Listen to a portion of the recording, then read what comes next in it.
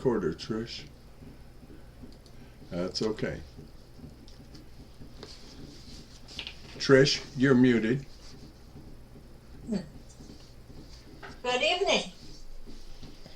Please be aware that the first hour and a half of this meeting will be recorded so that we can put it onto our website and podcast. We record in audio only. Please feel free to use the podcast on our website along with your big book as a resource if you missed the study portion of the meeting. The study portion is also listed on the website so that you can follow along. In accordance with our group conscience, in October of 2023, we will also be posting our podcast on YouTube. We feel this is an effective way to carry our message to those seeking recovery in Alcoholics Anonymous. Tonight's recap will start on page 47, where it says we needed to ask ourselves, and we'll end on page 49, where it says rather vain of us, wasn't it? And our study will start on page 49, we who have traveled this dubious path, and we'll end on page 51, where it says why one should have faith. And do we have any announcements? Hi family, my name is Jamie, very grateful, recovered alcoholic, and last week I was at Area 64 Assembly, and a lot of good things going on there, a lot of just stuff in AA that will come out in my GSR report to all home group members. Just a reminder that we use email for communication in this group, so please check your emails. Those emails do not come from me, they only come from Trish, so if you see something from Trish, be sure to check it. If you're new to this group and you like what we have to offer, please, by all means, if you would like to call this your home group, you're more than welcome to. It doesn't cost... Okay, I'll give you. I know because my. What, Nancy? Oh, okay. Sorry, she got unmuted. At any rate, send Trish or myself your email address and all of that, and sobriety date, and we will be happy to. And phone number, and we'll be happy to add you as a home group member. And that's all for now, because we're not having a group conscience, I think, until something like September or August. July 8th. July 8th. Okay, very good. So good evening, everyone. I'm a recovered alcoholic, and my name is Trish. Welcome to the Lewisburg Primary Purpose Big Book Study Group. To prepare for our Big Book study, let's get focused by having a 3-minute moment of meditation, followed by our family's fog light prayer. Decided to flip the script already, huh? And I'm a recovered alcoholic, and my name is Jamie. Thanks for joining us tonight. We're going to start the meditation in a minute, so please take a moment to get situated. Please be aware of background noises when you are unmuted and sharing, as to not distract yourself or others.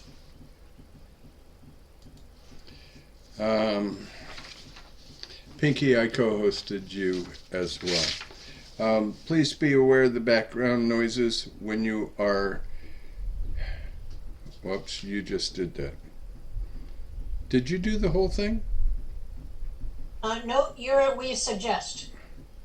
Yeah, that's all part of the same thing, but that's okay. We suggest all others that we all observe proper Zoom etiquette. If you wouldn't do it in a live meeting, please don't do it here. And just a friendly reminder, absence of profanity offends no one. We will please keep yourself muted during someone else's share, and we will call on you in the order that hands are raised. From the forward to the first edition of Alcoholics Anonymous. We of Alcoholics Anonymous are many thousands of men and women who have recovered from a seemingly hopeless state of mind and body. To show other alcoholics precisely how we have recovered is the main purpose of this book and of this group. For the meditation, some suggestions are: focus on your breath and posture, breathe in God, and breathe out self. Take this time to reconnect with God, let the craziness of the day drift away, and ask God to help you focus on the study. And on that note, let's bring in the monks. Let the monks do what they do and enjoy your time with God, folks.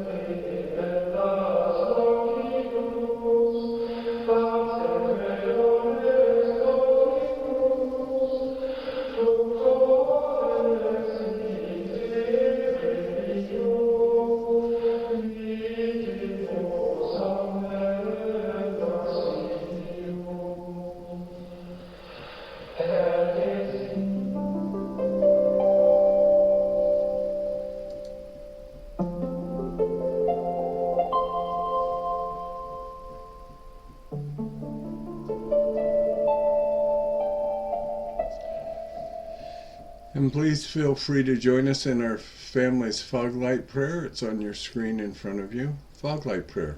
God, let your love shine through us like a fog light, so that those that are lost, sick, and dying can find your love through us. Amen. Amen. And let's have our secretary's report. Come on in, Alyssa.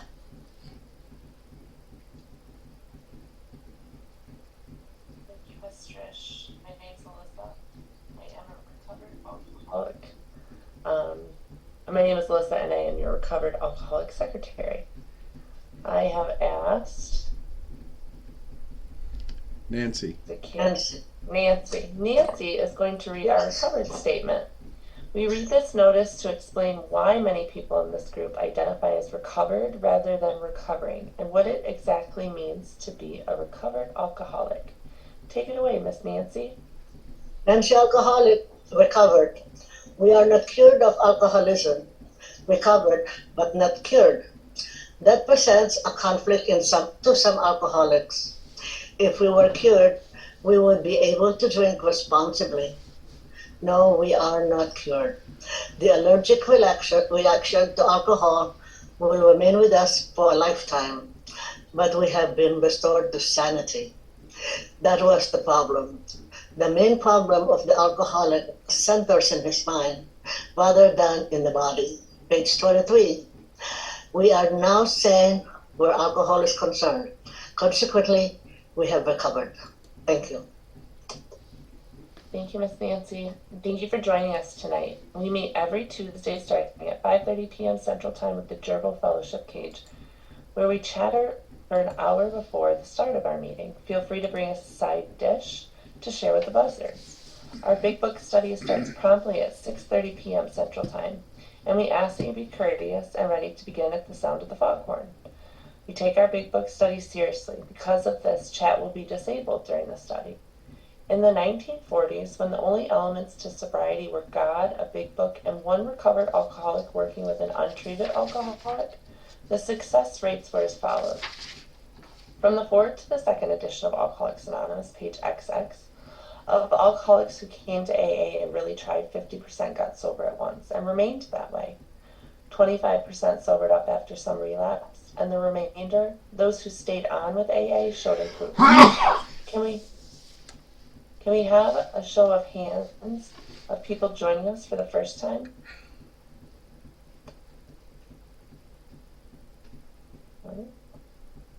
All right, and then the recovered alcoholics.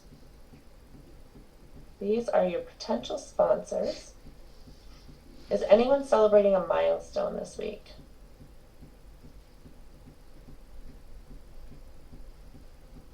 I don't see anybody. And then, if you should require a big book of your own, we have large print editions available that can be sent to you by buzzard mail. Delivery time questionable. Please remember to practice our 7th tradition by donating to the group address, Venmo, or PayPal posted in the chat and on the screen.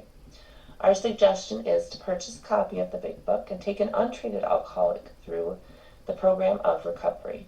Please visit our website posted in the chat. Thank you. See you next week. Thank you so much, Alyssa. From Chapter 2, there is a solution. The tremendous fact for every one of us is that we have discovered a common solution. We have a way out on which we can absolutely agree and upon which we can join in brotherly and harmonious action. This is the great news this book carries to those who suffer from alcoholism. This is an open meeting, and as such, all who have an interest in alcoholism and our program of recovery are welcome. Because this is an open meeting, you need not identify yourself nor your reason for being here if you do not wish to do so. Your anonymity will be protected. We ask that you protect ours. While this is an open meeting, membership in this group is limited to those who wish to recover from alcoholism and have a desire to stop drinking for good and all. Each member of Alcoholics Anonymous is a potential sponsor of a new member and should clearly recognize the obligations and duties of such a responsibility. Before we begin our study of the Big Book, last week we reviewed Tradition 7. Tonight, let's take a quick look at Tradition 8. Please refer to page 562 of Alcoholics Anonymous. And come on in, Heather. Hi, I'm Heather. I'm a grateful recovered alcoholic. Tradition 8, short form. Alcoholics Anonymous should remain forever non-professional, but our service centers may employ special workers. Long form. Alcoholics Anonymous should remain forever non-professional. We define professionalism as the occupation of counseling alcoholics for fees or higher, but we may employ alcoholics where they're going to perform those services for which we might otherwise have to engage non-alcoholics. Such special services may be well recompensed. Our usual AA 12-step work is never to be paid for. Alcoholics Anonymous will never have a profession class, yet there are some positions in AA that are paid positions. Take the case of a club janitor or a club cook, if there is one. AA could not function at the General Service Office in New York if there were not paid positions. Those who open and respond to mailed requests, those who answer the phones, those who clean the building, not to mention those who box up and mail all the requests for books and other literature. However, 12-step work or carrying the message should never be paid for. I don't know of any alcoholic looking for a way out of the disease who is willing to listen to someone paid to carry the message. Meeting speakers are not paid for their service to the groups. They may be reimbursed for travel, but not for speaking. If I walked into a meeting and found out that the person I was talking to about the benefits of AA was being paid for what she was saying, I would seriously reconsider what she had to say. I would not believe she was speaking from the heart. It is only when we, as AA members, speak from the heart, one alcoholic to another, can we make the connection and help another start the road to recovery. And I like giving back what was so freely given. So I love that we do that here. Thank you for letting me be of service. Thank you so much, Heather. Thanks for stepping in tonight. And it is time for our weekly segment of That Ain't in the Book. We hear a lot of stuff said in meetings that can't be reconciled with the program as described in the Big Book of Alcoholics Anonymous. What follows are some of the things we often hear, along with what the Big Book actually has to say on this subject. Here's one of those things that we hear. I choose not to drink today. And Lisa is going to come in and tell us what it has to say about that on page 24. Welcome, Lisa. I am Lisa. I'm an alcoholic. The fact is that most alcoholics, for reasons yet obscure, have lost the power of choice in drink. Thank you so much for your service tonight. Thank you, Lisa. As we study, please make use of the pens, highlighters, and rulers so that you can share this experience with another alcoholic. And it is an experience worth sharing. In order for us to stay focused as we study the Big Book, we use the Big Book Study Guide prepared by Joe and Charlie and Krusty Cliff of the Dallas Primary Purpose Group. Tonight we're going to start our recap on page 47, which will be read by Shay, followed by our study portion, which will be read by Aaron. After the page is read, we will ask questions from the imaginary podium, starting back where we started the study portion that Aaron begins with tonight. The answers will be one sentence unless otherwise specified, and multi-part questions are simply one sentence answer split up by commas, semicolons, hyphens, and other fun bits of punctuation. Basically in English, what that means is we're going to read the material once through, then dissect the information a second time through the question and answer format. Notice how the language in the questions gives us a new light in which to consider the study material. This is important because hearing the question and rereading the content offers a definite way of comprehending the material covered. After we've completed the study, we open for comment, questions, observations based on what we just read. If you have spiritual experience with this information, please by all means share that with us as well. Please keep your share on topic and under 5 minutes. At the 5-minute mark, Pickled Cat is going to hold up a cute little dog to let you know that your time is up. However, Big Book study is not therapy. Should you begin sharing on topics which are more appropriately discussed in a different setting, for example with a sponsor, please do not be offended when we cut that conversation short and send the buzzards nipping at your heels. For that purpose, we have fellowship meetings before and after our study time. You can never go wrong by commenting on the pages studied, which brings us to the words of one of our co-founders of Alcoholics Anonymous. Sobriety, freedom from alcohol, through the teaching and practice of the 12 steps is the sole purpose of any Alcoholics Anonymous group. And before we get started, let's take a quick look at how we arrived at this point, because we didn't just open the book randomly to page 49 and say, let's read this tonight. This meeting started in January of 2020 in Jamie's living room. And like the rest of the world, shut down for a little bit with COVID, reopened as a hybrid meeting, and then slowly morphed into just a Zoom meeting. And we read every word, every page, from the cover page where we find our first promise of how many thousands of men and women have recovered from alcoholism, all the way to page 164, and we read each page and each line in our question and answer format. And during that study, we also include the spiritual experience 3 times when it's noted in a footnote at the bottom of the pages. Then we also spend a few weeks on Dr. Bob's Nightmare, Dr. Bob's story. We spend 2 weeks on the traditions. And then we do our final week on just the spiritual experience so that we can focus on that all by itself in 1 week. Altogether, it's a 94-week study from beginning to end. And when we get to the end, we go all the way back to the beginning. We're in our 4th year of being a group. We're in our 3rd season of going through the book, and this week we are on week number 32. So keep coming back and you'll get to hear the rest of the book and learn a whole lot more. And speaking of being in our 4th year, we are about to celebrate our 4th year in Zoom as well, coming up next week. So we might want to take a look at doing something about that.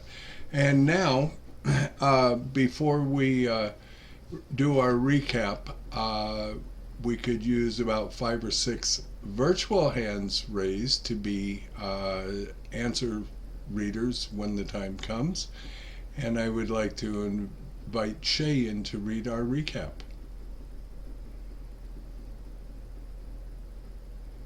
There, my name is Shayla. I'm an alcoholic. We needed to ask ourselves but one short question. Do I now believe, or am I even willing to believe, that there is a power greater than myself? As soon as a man can say that he does believe, or is willing to believe, we empathetically assure him that he is on his way. It has been repeatedly proven among us that upon this simple cornerstone, a wonderfully effective spiritual structure can be built. That was great news to us, for we had assumed we could not make use of spiritual principles unless we accepted many things on faith which seemed difficult to believe. When people presented us with spiritual approaches, how frequently did we all say, "I wish I had what that man has. I'm sure it would work if I could only believe as he believes. But I cannot accept as surely true the many articles of faith which are so plain to him." So it was comforting to learn that we could commence at a simpler level. Besides a seemingly inability to accept much on faith, we often found ourselves handicapped by obstinacy, sensitivity, and unreasoning prejudice. Many of us have been so touchy that even casual reference to spiritual things made us bristle with antagonism.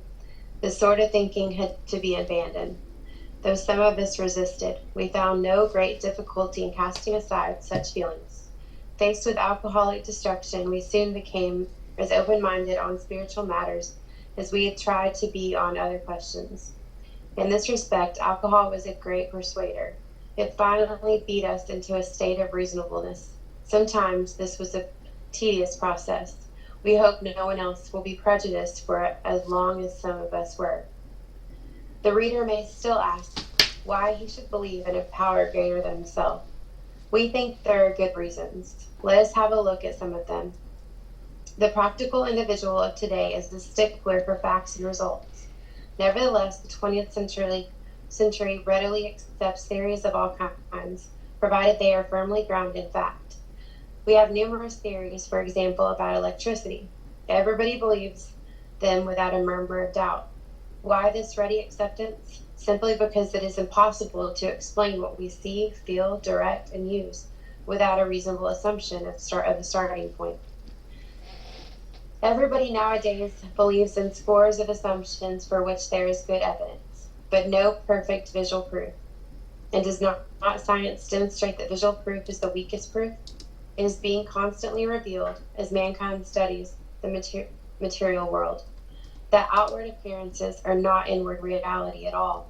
To illustrate, the prosaic steel girder is a mass of electrons whirling around each other at an incredible speed. These tiny bodies are governed by precise laws, and these laws hold true throughout the material world. Science tells us so. We have no reason to doubt it. When, however, the perfectly logical assumption is suggested that underneath the material world and life as we see it, there is an all-powerful, guiding, creative intelligence. Right there, our perverse streak comes to the surface, and we laboriously set out to convince ourselves it isn't so. We read wordy books and indulge in windy arguments. thinking we believe this universe needs no God to explain it. We are contentious true. It would follow that life originated out of nothing, means nothing, and proceeds nowhere. Instead of regarding ourselves as intelligent agents, spearheads of God's ever-advancing creation, we agnostics and atheists chose to believe that our human intelligence was the last word, the Alpha and the Omega, the beginning and the end of all. Rather vain of us, wasn't it? Thank you so much, Shayla. Thank you for your service. And that was our recap, folks. And Aaron is going to read our study portion. And this is where he begins, is right where we'll come back to when it is question time. Welcome, Yiddy. Thank you. My name is Aaron, and I'm a grateful recovered alcoholic. We who have traveled this dubious path beg you to lay aside prejudice, even against organized religion. We have learned that whatever the human frailties of various faiths may be, those faiths have given purpose and direction to millions. People of faith have a logical idea of what life is all about.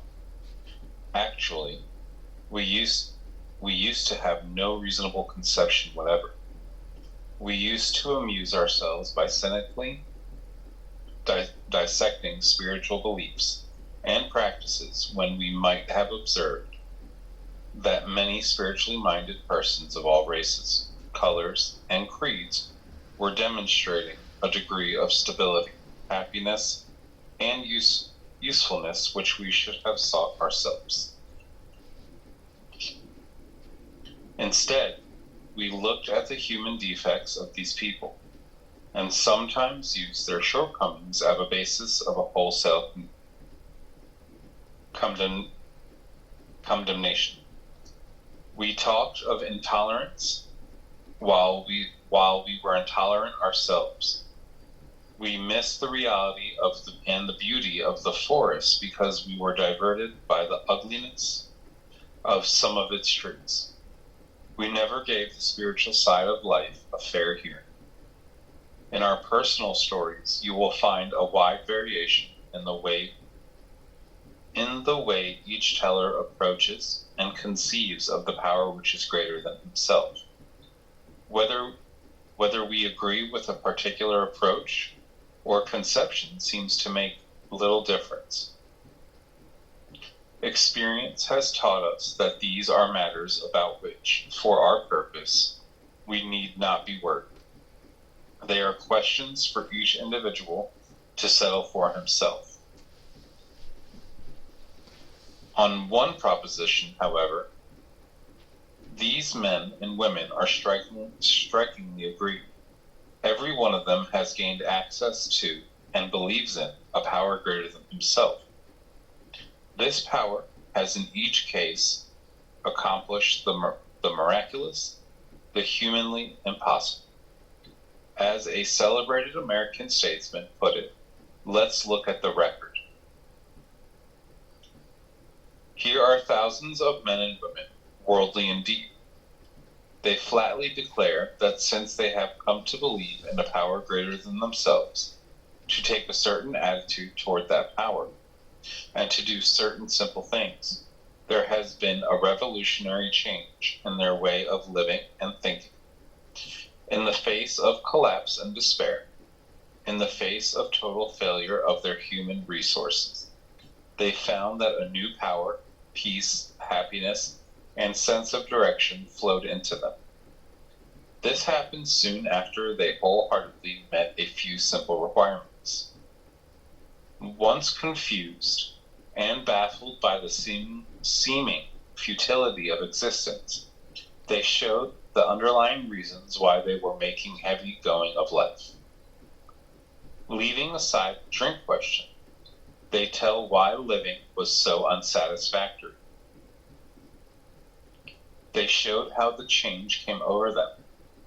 When many hundreds of people are able to say that the consciousness of the presence of God is today the most important fact of their lives, they present a powerful reason why one should have faith. Thank you. Thank you so much, Aaron.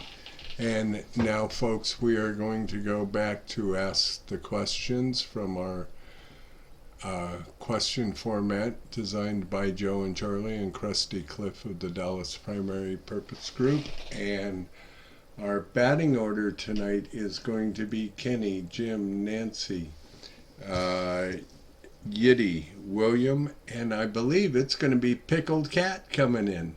Hey, I intuitively knew. So thank you, and thank you all for being of service. Kenny, first question comes to you, sir. Two-part question. A, those of us who have been there and done it, what do we beg of you? What do we beg of the reader? And B, even against what? We who have traveled this dubious path beg you to lay aside prejudice, even against organized religion. Thank you so much. And Jim, what have we learned? We have learned that whatever the human frailties of various faiths may be, those faiths have given purpose and direction to millions. Thank you. And Nancy, coming to you, my friend, what do people of faith have? People of faith have made a logical idea of what life is all about. Thank you. Yiddy, did we have a clue as to what it was about? Are we people of faith? I'm sorry. Nope, actually. Actually, we used to have no reasonable conception whatever. Thank you. And Pickled Cat, you get the first three-part question for the night. A, how do we spend some of our leisure hours? B, what could we have observed? And C, what should we have done? We used to amuse ourselves by cynically dissecting spiritual beliefs and practices, when we might have observed that many spiritually minded persons of all races, colors, and creeds were demonstrating a degree of stability, happiness, and usefulness which we should have sought ourselves. And I've got the first of a few comments I'll be coming in with. When we make sarcastic and demanding and demeaning comments about things we do not understand, is it because we are fearful of looking for faith ourselves? Is it possible that we are blocking ourselves from the spirit of the sunlight when we do this? Thank you, Trish. And back to the top with Kenny. Two-part question, sir.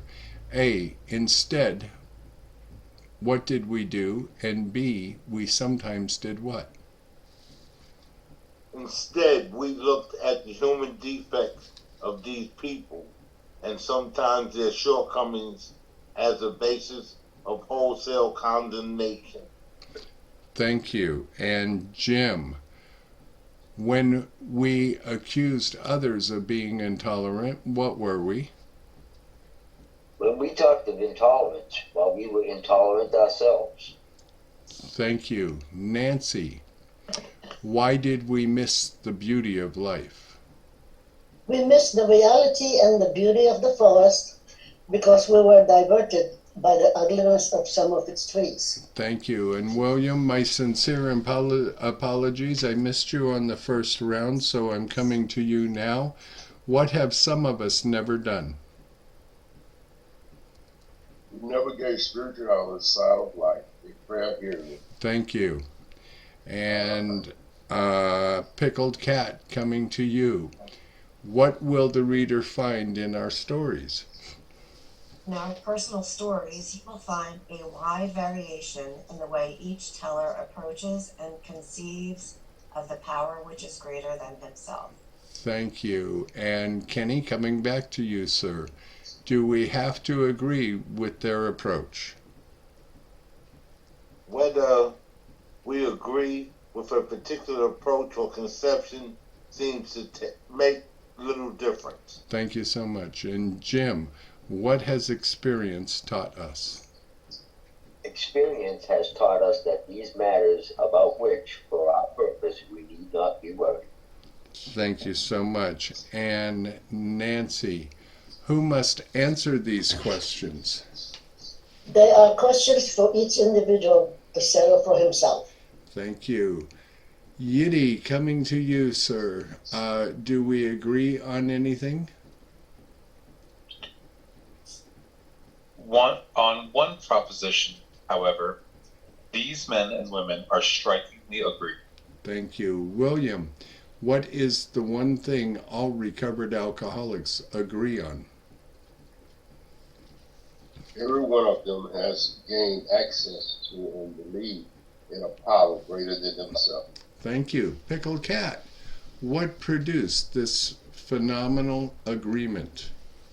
This power has in each case accomplished the miraculous, the humanly impossible. Thank you so much. Kenny, coming back to you, what are we going to do now? As a celebrated American statesman put it, let's look at the record. Thank you, sir. And Jim, coming to you, my friend, whose record are we going to look at? There are thousands of men and women, worldly indeed. Thank you. Nancy, three-part question coming to you. A, what do they declare? B, what besides believing and having a certain attitude is necessary? And C, there has been a revolutionary change in what? Okay, they flatly declare that since they have come to believe in a power greater than themselves, to take a certain attitude toward that power, and to do certain simple things, there has been a revolutionary change in their way of living and thinking. Thank you so much. And Yiddy, coming to you, no matter how bad it got, what happened? In the face of collapse and despair, in the face of the total failure of the human resources, they found that a new power, peace, happiness, and sense of direction flowed into them. Thank you so much. William, my friend, when did these remarkable promises take place? This happened soon after they wholeheartedly met a few simple requirements. Do you suppose that the few simple requirements are taking the steps by the directions in this book? And Pickled Cat, coming to you. Once confused and baffled, we come to understand the reasons for what? Once confused and baffled by the seeming futility of existence, they show the underlying reasons why they were making heavy going of life.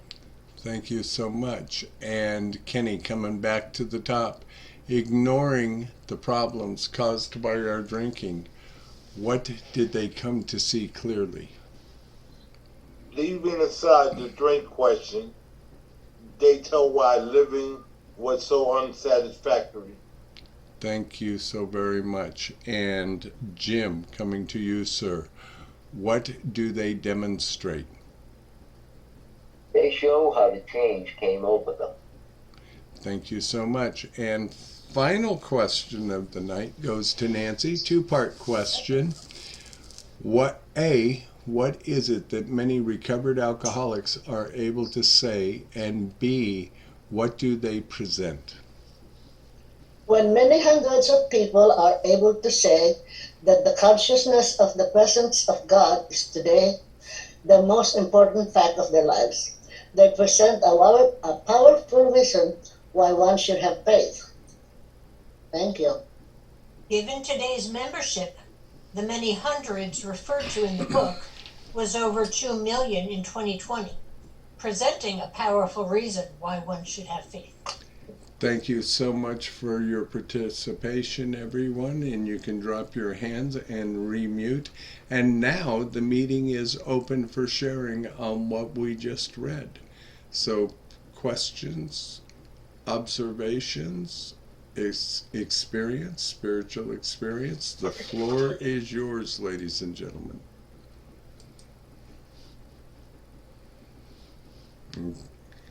Lisa, come on in. Hi everybody, I'm Lisa, I'm an alcoholic. boy, what really hit me was where is it? Right here. There has been a revolutionary change in their way of living and thinking. And wow, yeah, you know, I'm just starting this, and when I'm doing the things that I'm supposed to be doing, you know, getting on my knees and prayer and reading and my meetings and learning and giving my will to God. I mean, things are pretty calm. I mean, I went through something this week that, you know, I have been through before, and I just can't even believe it. It's like a different person. It's a different world. You know, I was, things like this would happen. It was like I was on a collision course, you know, even if I didn't pick up the drink. Yeah, I was a lunatic, and I'd stay that way until I did pick up a drink. So I'm just really, really grateful that I'm starting to see that, you know, it's not just about putting the drink down for me, which I always thought it was. I can put it down. I put it down for a year. It's not about that. You know, and learning about my stuff and looking at my stuff and learning better ways to deal with my stuff, and not looking at the other person. You know, well, they did that, or living in the fear and the you know, the anger. And, you know, I had just a lot of justifiable anger too, that I just wouldn't let go of, and I'm realizing now, you know, just even though it's justified, it's still hurting me and everybody else I care about. And you know, I get this chance to start to get rid of that, and I'm really looking forward to this journey. I'm nervous, but still looking forward to it. And that's it. Thanks. Thank you. And you got all of us to go through the journey with. Remember, in this group, you have this huge, long line of sponsorship families, so you are never, ever alone.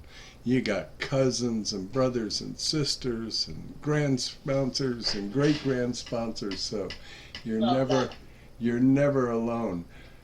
Pinky, welcome, sister. Good to see ya. Everybody doing service, well, everybody here participating in their recovery. My name's Alyssa. I'm a recovered alcoholic. The last two paragraphs that we read, you know, anything that comes up that's a character defect, you know, there is a power greater than me that has restored me to sanity. And that's that seemingly hopeless state of mind and body.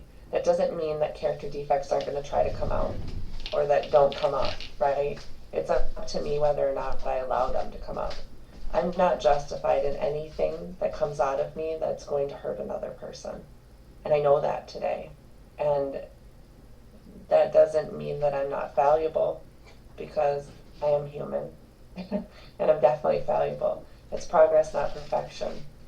You know, today I can identify those things, and I can get them out to the right people, because, you know, step 10 tells me that when these things crop up, it doesn't say if, it says when they crop up, I ask God at once to remove them, discuss them with someone immediately, make amends quickly if I have harmed anyone, and then I resolutely turn my thoughts to someone I can help.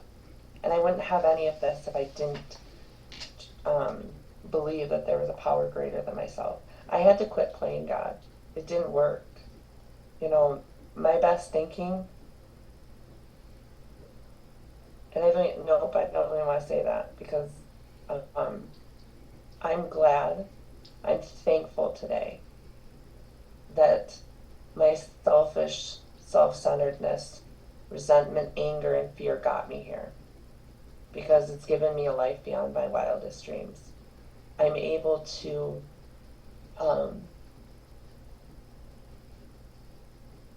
live in God's will. I'm able to have that God consciousness that it talks about in the book. You know, and when I start to feel irritable and discontent and that selfishness starts to come up, you know I'm not in God's will. And there's something there that I need to look at and I need to work on. And I'm quick to do that because I don't like that feeling. I don't like that, I don't like it. I like to be happy, joyous, and free.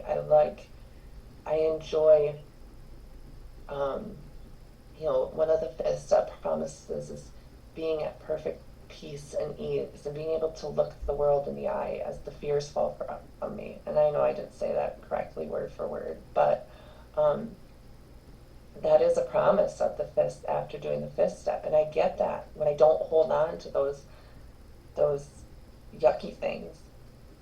And I never would have gotten any of this, though, if I didn't turn my will and my life over to the care of a higher power, which I choose to call God today. And, that's what it talks about in these these two paragraphs is that power greater than myself. All it's asking me to do here is to believe. It's not asking me to turn anything over yet. It's just asking me to believe. And then here I read this as a promise tonight. And I don't know if I've ever read this as a promise. It says, in the face of collapse and despair, in the face of total failure of their human resources, they found a new power. Peace, happiness, and a sense of direction flowed into them. So by facing all of that, I have found a new power, a peace and a happiness, and a sense of direction. And this soon happened after we wholeheartedly met a few simple requirements. And what I believe they're talking about there is the 12 steps, making them a way of life. I could be wrong. That's how I'm interpreting it right now. But when I do the work, and I try to do it all day long, I check myself, because I enjoy that peace, happiness, and sense of direction when I turn it over to God. That I believe I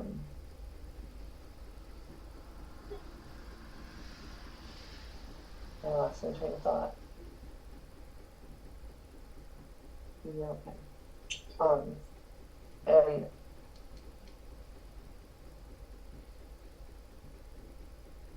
because running on self-will, and if I was trying to play God, I was destructive, and I justified everything that I did. And today, those things aren't justifiable to me, but it was only because I was able to believe in a power greater than myself, and then continue on with the rest of the steps. And I don't do it perfectly. And I have to say that out loud because perfectionism is one of my character defects. That because I've asked God to remove it's not as prominent today, as you see, because I would have previously, if I didn't ask that to be worked on, I would have muted myself, probably ran out of the room in embarrassment because my 3-year-old got hurt and he just wanted his mom to kiss his head, and that's what I get to be present for today. And it all started with believing that there was a power greater than myself that could restore me to sanity, and that's what it means when we say that we're recovered. I'm not cured. I don't know what I'm going to do 10 minutes from now, but right now, I believe I did the next right thing. And if I didn't, my sponsor will tell me. and we'll work on it, and we'll find a solution. But yeah, that humility and all the things that I never did before. And I'm thankful for that today. I'm extremely thankful for that.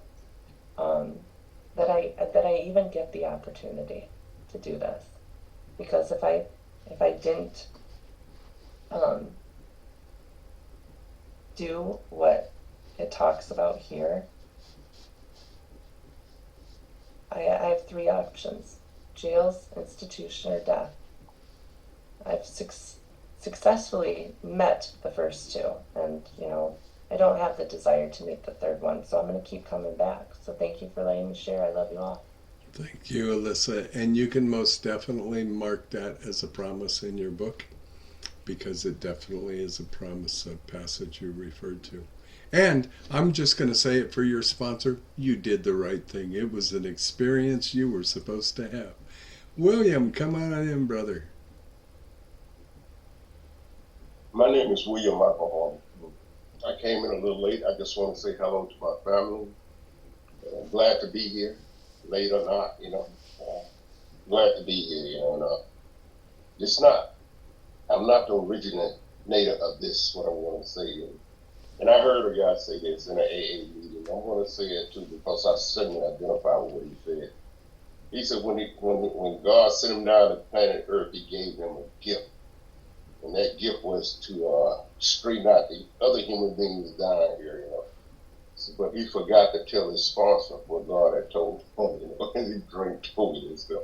So I tell you, he came back on and reminded me. So I thought that was so cute, because I could identify with that, not having no life skill, how to live and stuff like that, And I was very confused about life, about everything, And I couldn't have told you that then, but I can tell you that now, because by reading this, I get some clarity on my behavior, and I get some directions what to do about it, how to get there, And this part that stuck out at me today, because I was brought up in a religious family, man. Everybody in my family is something in the church. But I was this person who they talk about right here. You know what I mean? I didn't know I was until I came to Alcoholics Anonymous. I didn't know that I was cynical and all this stuff to them, He said, we who have traveled this foolish path beg you to lay aside prejudice, even against organized religion. We have learned that whatever the human frailties of various faiths may be, those faiths have been given purpose and direction to millions. People of faith have a logical ideal of what life is all about. Actually, we used to have the no reasonable concept, whatever. We used to amuse ourselves cynically dissecting them. And I just jumped down to the last. Behind that, this is what it produced here. It said, observe many spiritual-minded person of all races, color, creed, was demonstrating a degree of stability, happiness, and usefulness, which we should have sought ourselves, And I couldn't see that at the time. And I realized why I couldn't see that, because of those inner feelings that I had, And the biggest one of those was fear and pride, And I didn't know what was going on. I was too proud actually to tell me what was going on, But as I began to read this, and I tell you how I got there, what was talking about a purpose in life, And whenever I seen my family during it, and on a Saturday be doing something different, and through the week I was sitting there judging it. And I didn't realize it until I came back on the reminder. So it's because of that, I thought I had to do something perfect, And thank God for the literature and how it works. That no one among us has been able to maintain anything like perfect adherence to. We are not saints. So it sort of gave me something to look at myself, and gave me the ability to come in here and practice something, and it allowed me to, whatever was going on with me, I could work on it and work on changing that more. And I tell you, now not only did I get a lot of peace out of coming here and practice these principles, it brought some unconditional love to human beings, It brought some good communication with God, because I was one of those people who I was tell God what I want, and I tell God what I wanted God to do with me. No bargain. God, do this for me. Yeah, what's up, bargain? I guess. God, do this for me, and I'll do that, and I'll be okay and stuff, And God knew better than I did. I would have came my own best customer. I used to tell God all the time, give me $50,000, let me get out of debt, and I'll be okay. It never happened. It never happened. And I realized God knew if I had got that kind of money, I'd probably open up a liquor store, send somebody who owned a liquor store, have them to pay their hot mortgage off and send their kids away to college. They ride around in a nice car because I was $650. But today I'm getting a little bit better, And definitely, you know what I mean? I look at life a whole lot different today because of that revolution in my mind that changed. And it wasn't an overnight sensation. You have to give it to me slow. God, yeah, I truly believe God knew what God was doing when He grabbed the hold of me. It wasn't that I went to a couple meetings there and I had the steps down, I had all this stuff. It took me some time to get there. But I showed up. The most consistent thing I did was show up to the meetings. Kept showing up. Now I had did some things in life that I thought I was okay, And as I stayed here, I began to wonder how did all those things happen. I don't have to wonder no more. I knew God was looking out for me. I knew He was looking out for me because I see His hand all over my life. I came out unscathed except for brain stuff get done. You know what I mean? No jail. Worked all my life and maintained such a level of stuff in the community. Because I was making it. You know what I mean? You could dress up the outside, but people don't see what's going on the inside. You know what I mean? So I thank God for Alcoholics Anonymous opportunity for me to come here and learn this. I have more peace in my life than I ever had before. And I don't have all that materialistic stuff I had before I got to AA, because I prayed it all the way for a drink and a behavior. I love that the lifestyle and behavior to caught up with me, Chuck. And I came here, and y'all told me the gig was up. Give it up. And it was hard for me to do that. But I just kept coming. And it happened, man. It happened. So I'm grateful to be in this where I'm at today, what I look like with 74 years of age, hanging in a bar, out there trying to live that type of lifestyle. And I know inside of me it wouldn't look good, so I would never have no peace or content because of that. So I'm just so grateful to be here, because every time I read this, I get a chance to reflect back over my life and see and be grateful. Now, I tell you, all that time when I was out there, I used to say, God, what is my purpose? What is my purpose? I knew it was something that I was supposed to be doing. But you know what? I didn't find out what my purpose was. I come here and learn how to stay sober and try to be available for the next and stuff and alcohol. Now, a lot of other stuff showed up, like that guy say. God had a lot of different activities and put a backpack on my back. But every stage of my life, I have something that I can contribute back to society. Something that I can contribute back, So I'm grateful to be here and learn that, because I never would have learned that if I didn't come here and hang out with you guys. Because I had my own concept of what life was supposed to be like, and it was beating me down. So thank you so much. So good to see you here. Jamie, I think I got to learn the 12 steps over from I read that piece that you sent me. So I don't know if I can do that. Yeah. Thank you, brother. I sent that out to a lot of people. It was quite interesting. Zoom user, I apologize. I cannot remember your name, brother, but I promise you I will after this. Come on in.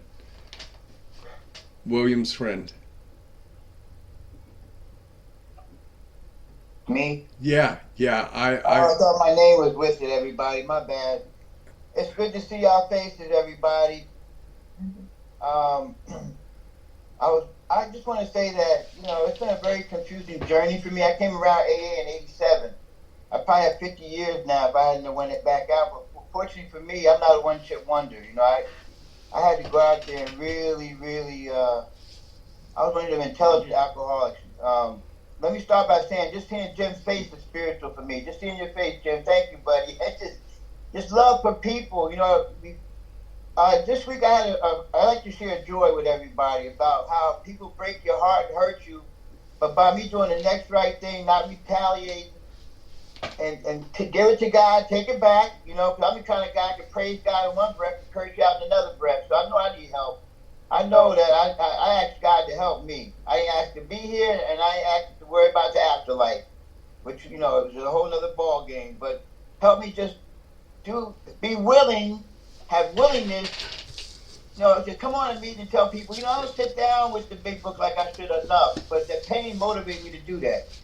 Get hurt, withdrawn from people. I'm looking for a sponsor now because it seems like every time I get somebody, just like, damn, I'm disappointed.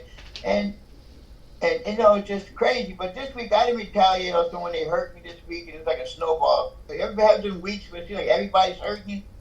But you know what? I didn't give up, and I ain't drinking. I have 25 days today, and I had to know how to feel pain for the spiritual progress and growth. It's so easy to read about page 552. I can tell you where the answer at on page 552, or I had to read January 20th in the Daily Reflections book to get through the day. I have to go back and reread this stuff and reapply this stuff, because the one time does not heal everything. I got to practice it. I got to, and I have to have love and tolerance for people. And, and I think I'm the big guru of anything, but you know what? I have to tell everybody something. And I got to admit this or I'll stop doing it. I just know I'll put it like this. I know for myself, I don't want to be a 50-year-old, 30-year-old, 40-year-old, any old dry drunk. I don't want to talk out the side of my neck one breath and be another person. I want to really live this thing. I want it to come out my freaking pores. That's how bad because so many times I didn't see it, never using again, and ended up using again. Resentment is the number one offender, but I have to be willing to ask God, show me how to forgive, for real. Show me how to be a better person. Now I understand people that beat their kids or their wife. God, I asked God, please, I never want to hit my cat again. But his meow get on my nerves, and life get on my nerves, and here I go again. I'm like going in fits of rage. You know what I mean? And I don't want to be that person. I don't like that person. I wish I could whip his butt. You know what I mean? But I just wanted to get on here and be honest and truthful, because I live alone, and sometimes that lonely road is real lonely. And you feel like you can't connect with people. But I came on here and connected with y'all tonight. So thank each and every one of y'all, and bless each and every one of y'all. Thanks. Thank you, brother. Glad you are with us. And gentlemen, I just heard an opportunity from this young man for all the rest of you to put your phone number in the chat, because I heard the gentleman say he was looking for a sponsor. So put your phone numbers in the chat, guys. And Trish or Pickle Cat, or maybe both. No mental intuition this time? Hey. Oh, Trish, I'm not calling. I'm not in charge. And, I can almost say ditto to a good bit of what William was saying. That sentence he read, "We who have traveled this dubious path beg of you to lay aside prejudice and even against organized religion." That is a direct invitation to me to let go of my old ideas and look at new ideas. And it took a very long time for me to be able to let go of the belief I was given and told I had to believe in organized religion as a child. To be able to come in and look just at the faith and the spiritual side. And it tells me on the next page, we never gave the spiritual side of life a fair hearing, and I never did. I tried to hang on to that God I was introduced to as a young child, and that God didn't work for me. But I had to come to a faith, not a religion.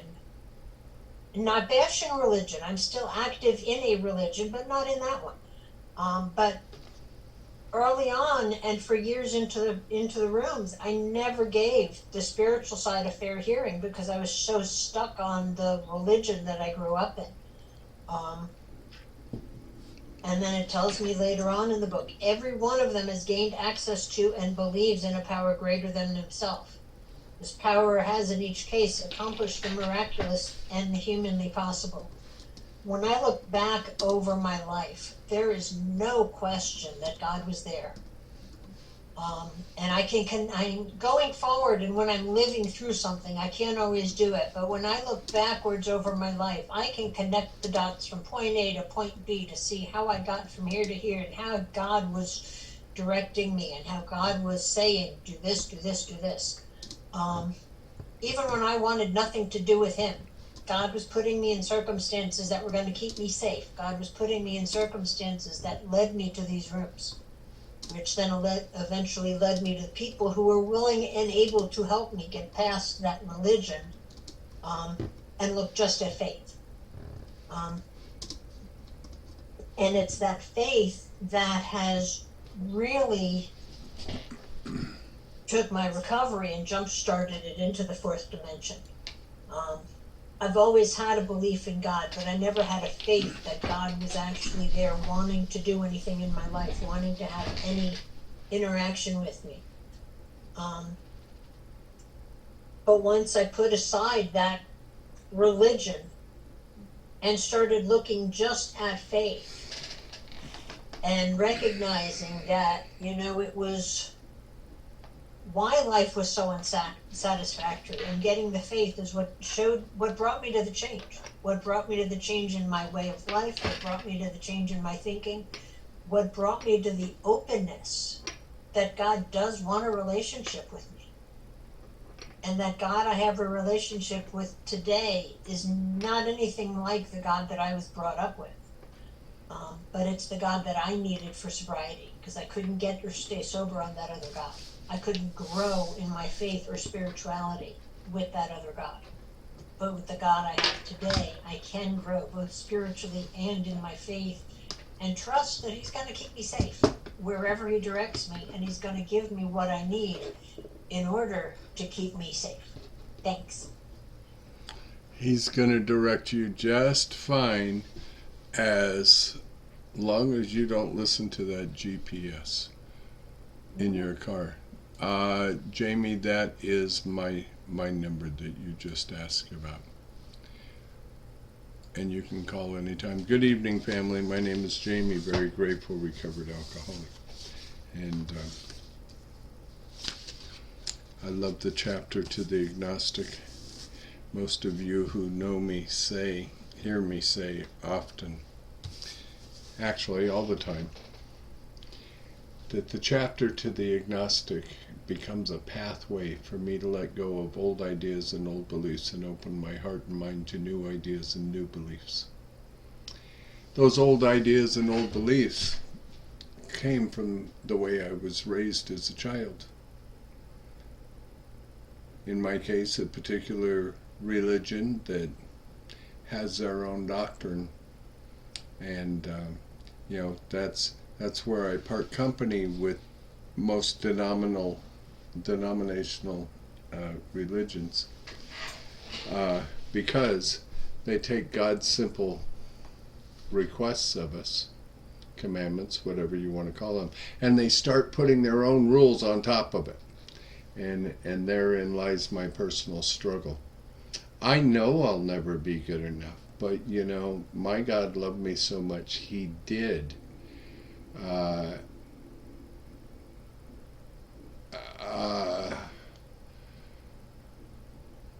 that he died for me. That's who my God is today. Here's a wonderful thing. I don't have to figure out who God is anymore. I don't have to define him. I don't have to look at my God as somebody else, what somebody else has tried to put into a box for me and tell me what God is supposed to look like. I'm going to share something with you, because you see, I don't know if God is supposed to look like Art or Trish or Nicole or Xavier. But I'm going to share something with you that I heard when I was newly sober. Wonderful girl in a meeting. Art knows her. Her name was Angie. And we were talking about God one night, and she said, you know, if you struggle with seeing who God is, when we circle up and we say the closing prayer, look into the faces of the people and you will see God. And I have seen God in the faces of the people in Alcoholics Anonymous. Now, for me personally, if it's true that we were created in God's own image, then each one of you looks like God to me. That's pretty simple. Does that make each one of you gods? No. Why? Because you have defects of character just like me. So, we're taught tonight in tonight's study that we've learned whatever the human frailties of various faiths may be, those faiths have given purpose and direction to millions. Oh, would that be giving purpose and directions to millions who suffer from various human frailties, whatever they may be? Would that be my defects of character? Just a thought there. I've got all kinds of them. Some of them have zeros behind of them. Some of them have really stupid mistake behind them. But each and every one of those defects of character is a defect of character that I have had to experience to know that I need to have God in my life. I used to be cynical about spiritual beliefs. Certainly am not anymore. You know, so much of what we read in tonight's study leads me into the steps that lie ahead. Actually leads me into the steps. An example, instead we looked at the human defects of these people and sometimes use their shortcomings as a basis for wholesale condemnation. The number 095, it's 56, Jamie. It's 0956 are the last four digits of the number. If I put it in wrong, I'm sorry. So, I forgot where I was going with that. Oh, as I go through the process, and I go through the discovery process of 4 and 5, guess what? I stop looking at you and I start looking at me. I'll give you an example. The first 3 columns of step 4 is, it's about the resentment, but after that, the next 4 columns, they're all about me. They're all about the stuff I've done. They're all about my thoughts, actions, feelings, behaviors, and my priceless work of arts called my defects of character. Okay, so many say that steps 1 and 2, they're just reflective steps. Yeah, that's true. They are reflection.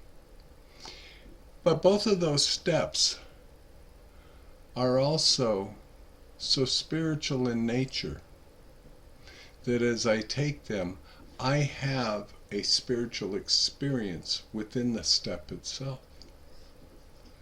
It took me a lot to admit that alcohol had defeated me. A lot. And it took a lot for me to come to a place where I could accept the belief that a power greater than myself could restore me to sanity. So I want to give you this idea. Many of you know about my world's tiniest shot glass, a thimble. The first sip is the one that starts it all. It's not the 6th or 7th drink or the 12th drink or the 5th of Jack Daniels or whatever else it might be. This one is what starts it. If you struggle with the idea of God and you think that you are this great, awesome power, check this out. I'm holding up an acorn between my fingers. Can anybody in this room create an acorn? My God did. My God absolutely did. Now here's a discovery I just made while I was sitting here playing with the thimble and the acorn. Wow, watch this. If I drop the acorn in the thimble, I get to replace the empty thimble with God. That's a pretty cool concept for me.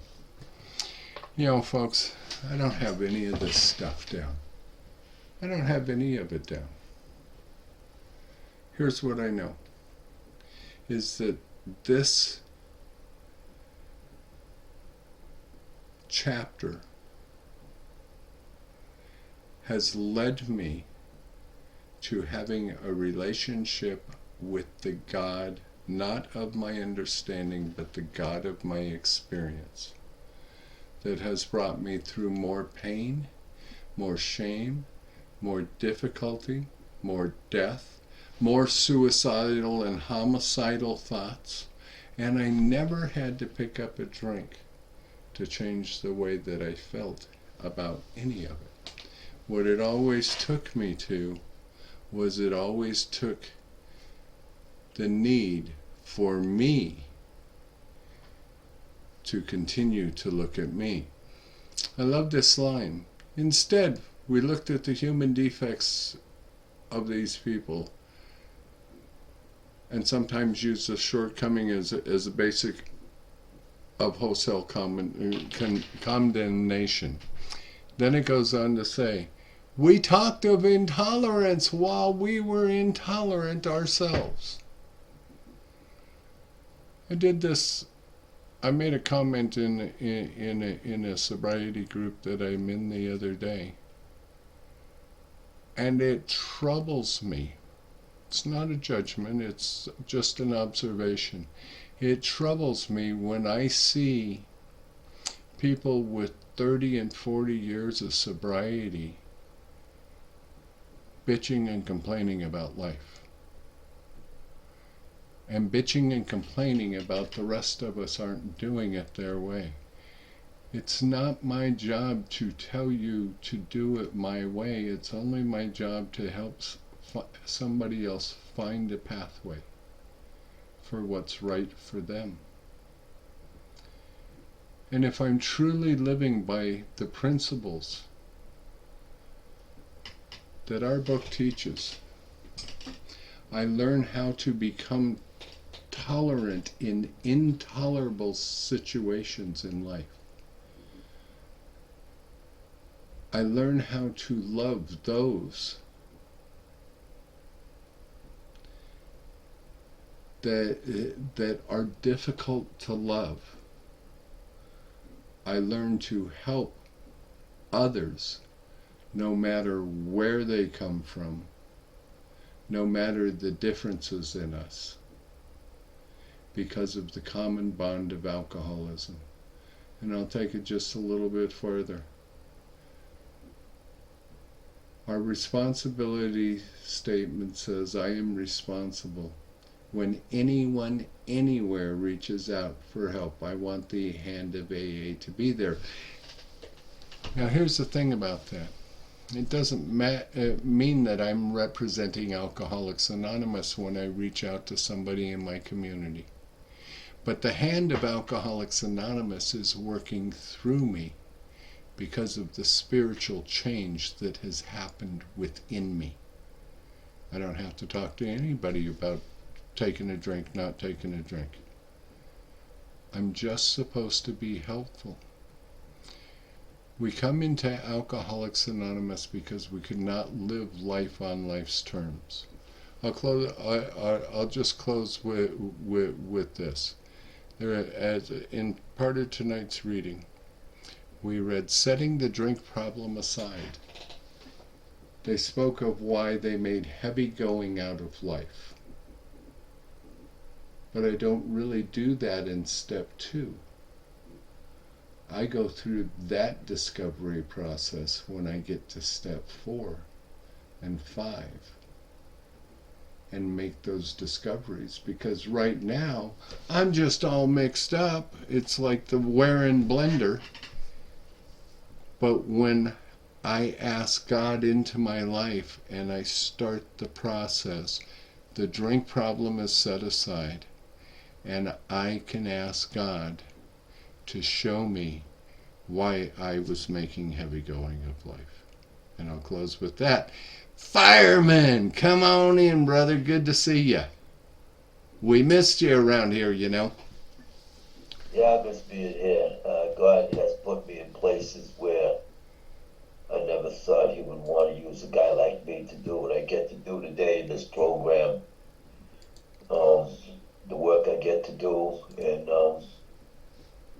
He decided to slow me down because I got careless. I think I got this COVID positive test result because I got careless at the gym. I stopped wiping down machines before I started using them because I got careless. But yet He's taking care of me, and all the ailments that I have, I am not sick, just pissed that I have to stay put. But I've been on the phone talking with others, and where you at, how you doing, you need anything, all because of God, all because I had to flatly declare that since I've come to believe in a power greater than myself, to take a certain attitude toward that power and to do certain simple things that need to be done in this program every day. You know, one alcoholic talking to another. How simple does that get? You know, I'll write this thing down.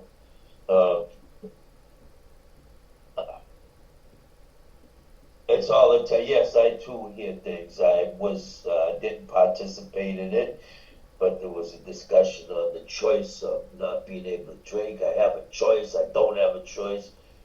I think we all choose not to drink because we're here, but you know, it's not a choice we can make. And support by ourselves, I need the support of my higher power, the Son of God, who I've chosen some time ago, you know. When many hundreds of people are able to say that the consciousness of the presence of God is today the most important fact of their life, they present a powerful reason why one should have faith. You know, when Bill Wilson says that when he turned to him, his answer was profound. It was right away. If I correct me if I'm wrong on it. It was profound for me too, but I was slow to recognize it. When I asked him for his help some time ago, because my first sponsor kept telling me to ask him, just ask him, Ricky, just ask him. But I did. And I've said this before, even here, I'm sure. Like almost 2 weeks went by. I recognized I wasn't drinking.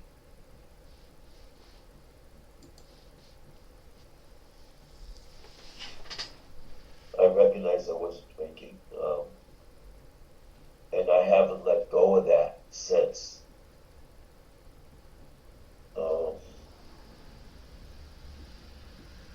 Dear God, I wish to walk with you today because I don't want to pick up a drink today. Is that a choice or not? I don't care how it's put. He brings me to you folks. He doesn't come down and babysit me. I've never helped. I never felt a push from him. I've never heard a voice, but I feel his presence all the time.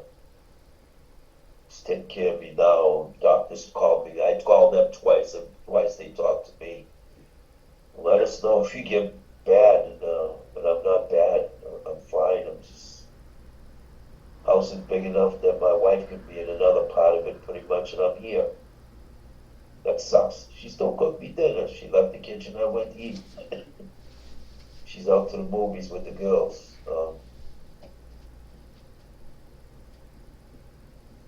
And working with others, being blessed to have a spot in the men's living sober house where they say whether or not you're taking somebody through the steps who's living here or not, you can have this office right here. So, for me, I keep this simple because it just has simple things for me to do. How wonderful and profound that is. I don't have to go be that guy who shares. My sponsor told me to go sit in the middle of the highway or stand on my head, and that would keep me sober. I would go do it. You hear things, you hear things, you hear things, you hear things, you know, and so for me, I knew when I tested twice, and I said, well, thank God you guys are here on Tuesday night. I haven't been here, but I didn't throw away your number. I didn't throw the idea of the password. I didn't take away the website off my computer. I just click on it and boom, you guys are here. You know, I'm enjoying the heck out of this life. Like I said, I'm not in a good mood because I don't get to go out like I like to. But, you know, God is in my life. Sometimes I act like he's not.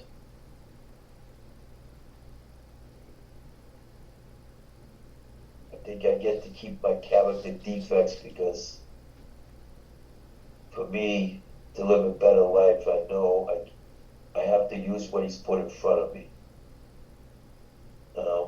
That's how I know he's here, he exists. And why am I not sick? Well, to me, he's, oh, well, the doctors are trained, you know. For me, it's, you know, I don't know, I can go off in the rules of nature and science and God, all follow him, you know. They follow the sounds of his voice. Keep this simple, you know. You don't have to drink anymore because it don't matter who your sponsor is. The sponsor's here to show you the way. God will get you well. You know, he's still fixing my mind though. I'm going off now and I'll shut up now. Thank you. Is your God giving you the nudge? No, I could just feel his presence, like, you know, okay. So he's giving you the Rona hot flash. I like it. I like it. Good to see you, brother. Thank you. Thanks for joining us. And it's always home for you, no matter what. I know that. Thank you. Trish? Hi. So I will read our closing now from page 164. Our book is meant to be suggestive only. We realize we know only a little. God will constantly disclose more to you and to us.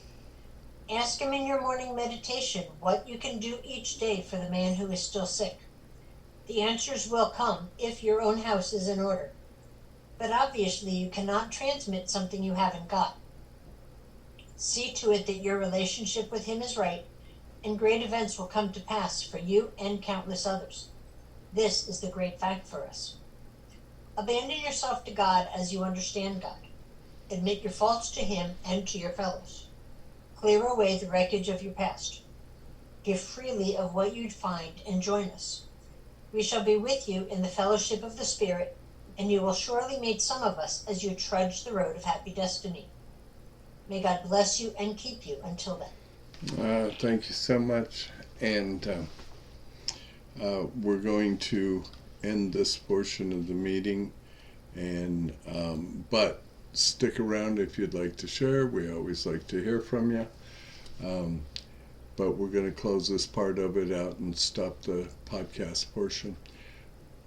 You know, folks, the numbers of people who die in alcoholism is staggering. And every day in this country, 263 alcoholics die from alcoholism or something related from alcoholism. There will be 95,000 that die this year and 3 million worldwide. Tragically, there is a percentage of those folks who have come to Alcoholics Anonymous and did not want what we have to offer. In our book, in the foreword to the first edition, talks about we of Alcoholics Anonymous are more than 100 men and women who have recovered from alcoholism. And to show other alcoholics precisely how we have recovered is the purpose of this book. There are many people who will never open our book and read it. Certainly millions that will never study it this way. And I love the way that we study the book. So we're all here because somebody prayed for us. If you haven't seen somebody that you love for a while, shoot them a text, give them a call. Just check on them. Maybe they're not ready, but it's a reassurance and the planting of a seed to remind them that we're thinking of them and we're still here should they want us and need us. And after a moment of silence, we will do the virtual circle up since we can't hold hands like we do in meetings. And guess what? I get to look in the face of every one of you and see God as we pray out with the Lord's Prayer. So after a moment of silence for those who are sick and suffering, let's close out with the Lord's Prayer. Here's your moment.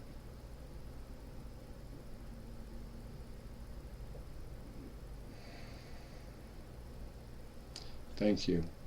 Who will take us from shame to grace if we let him? Our Father, who art in heaven, hallowed be thy name. Thy kingdom come, thy will be done, on earth as it is in heaven. Give us this day our daily bread, and forgive us our trespasses, as we forgive those who trespass against us. And lead us not into temptation, but deliver us from evil. For thine is the kingdom, and the power, and the glory, forever and ever. Amen. Thank you, folks. And I did see God in your faces. Yeah.